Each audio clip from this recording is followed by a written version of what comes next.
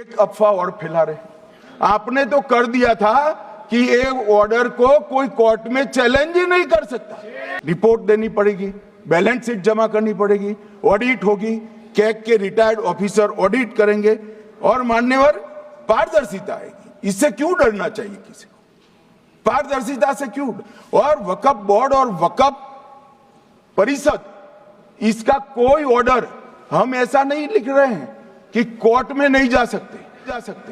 आपने तो कर दिया था कि एक ऑर्डर को कोई कोर्ट में चैलेंज ही नहीं कर सकता।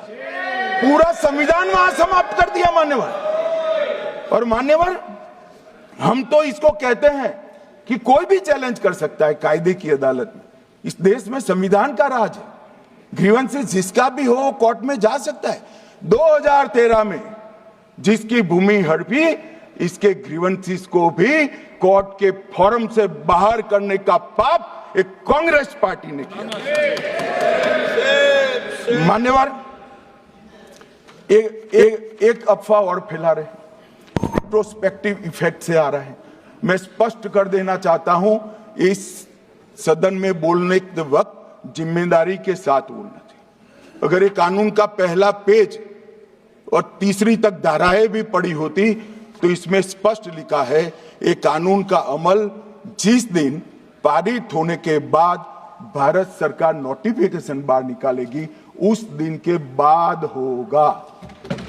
मतलब रिट्रोस्पेक्टिव इफेक्ट नहीं है, मगर मुस्लिम भाइयों को डराया जा रहा है कि रिट्रोस्पेक्टिव इफेक्ट से आएगा।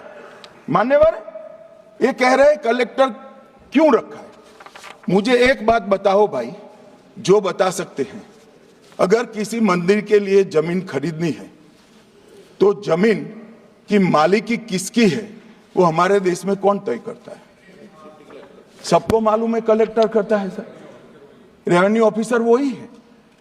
तो अगर वक्फ की भूमि जो वक्फ कर रहा है उसकी है या नहीं है, इसकी जांच कलेक्टर करे तो इसमें आपत्ति क्या है?